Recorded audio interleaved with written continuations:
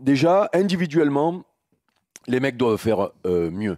Dembélé, c'est pas possible, depuis qu'il est en équipe de France, qu'il n'a pas encore un match référence et qu'il enchaîne les matchs moyens en étant toujours sur le terrain. Moi, je comprends pas. Ça, il faudra peut-être faire en parler, je sais pas. Peut-être que bon, Didier l'aime beaucoup, sûrement, il n'y a pas de souci. Mais sauf que l'équipe de France, tu joues, tu n'es pas performant un coup, deux coups. Là, il y a un problème, tu vois. À part si tu es passé, que tu as 100 sélections et que tu as fait gagner les compétitions et que tu es énorme, puisque on pourrait dire la même chose pour Griezmann, sauf que les deux n'ont pas le même vécu en équipe de France, ni le même rôle, ni le même niveau constant. Hein. Donc voilà. Thuram aussi, à un moment donné, il est jeune, il était à l'Inter, il fait une belle saison, il a sa chance. Voilà. Donc déjà, les joueurs, eux, doivent faire mieux.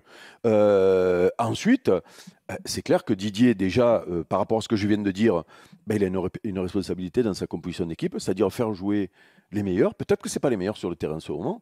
Et ensuite, dans l'animation, arriver à trouver la formule. Sauf que, si on regarde depuis que Didier est arrivé offensivement, on peut pas dire que on a révolutionné le football mondial par une animation particulière ou un jeu particulier et c'est souvent les individualités qui ont fait la différence. Et peut-être encore plus aujourd'hui avec l'avènement de Mbappé, quoi. Oui, mais moi à la limite, ce parti pris ne me gêne pas quand ça gagne au bout. Il n'y a pas de souci. Le but du jeu, c'est de la gagner, la compétition.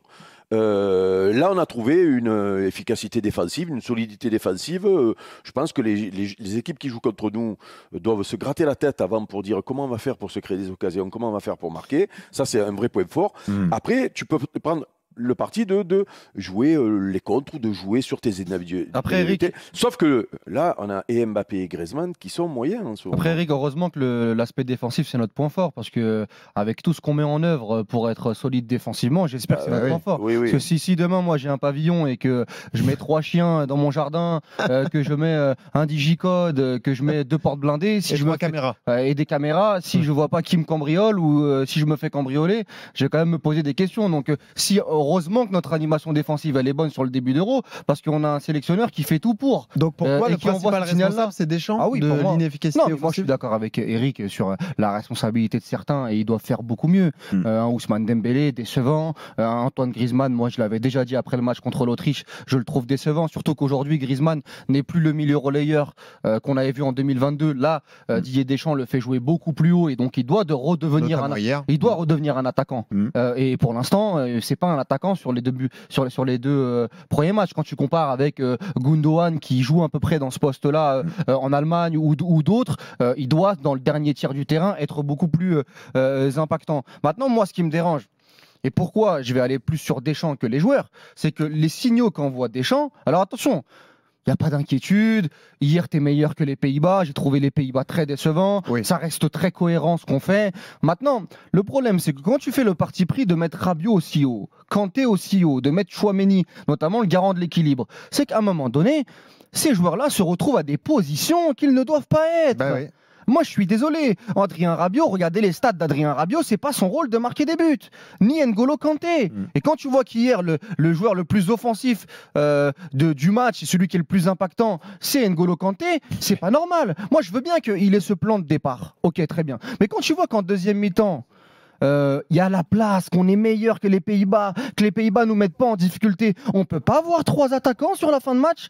On peut pas à un moment donné on est obligé de faire que du poste pour poste. Et quand on parle de Dembélé, qui est très insuffisant, et je suis d'accord avec Eric, mais quand tu as un latéral qui monte pas du match, c'est quoi la force de Dembélé avec le PSG? Tu veux dire Koundé dans son dos? C'est la chimie qu'il a avec Hakimi. C'est qu'encore une fois, quand tu vois Marcus Thuram, que moi j'avais trouvé décevant sur le premier match, beaucoup moins décevant hier parce que c'est lui qui fait 2-3 déviations qui sont très importantes. Mais où sont les relais en fait dans le dernier tiers du terrain? Surtout, Walid, ce qui est gênant, et là je vais me tourner vers Loïc parce que ce sont les infos qu'on a aussi à RMC Sport, c'est que pour ce match face aux Pays-Bas, c'était le match le plus attendu de cette phase de poule pour l'équipe de France.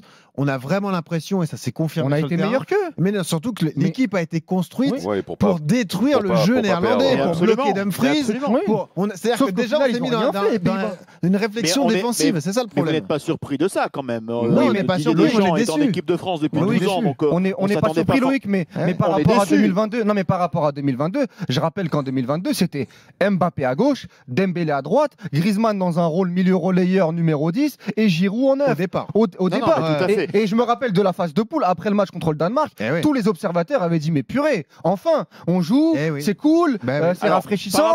Par rapport à cette compo contre les Pays-Bas, je pense que Didier a eu deux problématiques, à savoir contrer cette équipe des Pays-Bas qui a certes été décevante, mais qu'on attendait peut-être meilleure et que ce match était considéré comme le sommet de ce groupe à juste titre sur le papier. Donc il réfléchissait à ça et il réfléchissait aussi à la manière d'intégrer Aurélien Tchouaméni qui était en train de taper à la porte parce qu'il était à bloc et je peux vous dire que dans le groupe, s'il n'avait pas joué, s'il n'avait pas été titulaire, ça aurait commencé à couiner dans l'entourage d'Aurélien, etc. Donc il a trouvé une solution pour garder les deux milieux de terrain qui avaient été très bons contre l'Autriche, Rabiot et Kanté, et d'intégrer dans ce système-là Aurélien Tchouaméni. Il a trouvé cette solution, décalé à gauche Adrien Rabiot, et là où ça va être très intéressant au niveau de la compo pour la Pologne, alors certes on est quasiment qualifié, mais on ne l'est pas encore officiellement.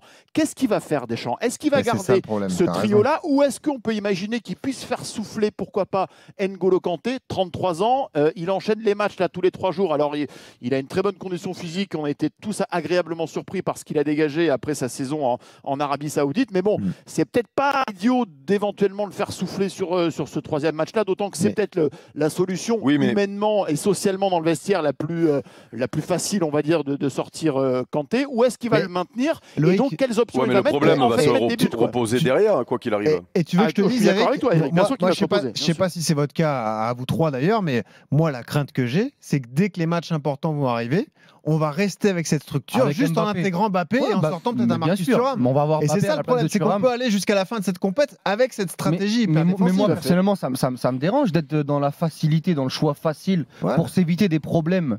C'est-à-dire que, oui, de toute façon, Loïc, on en avait parlé en avant-match, il ne veut pas lancer Bradley Barcola, il l'a confirmé en conférence de presse.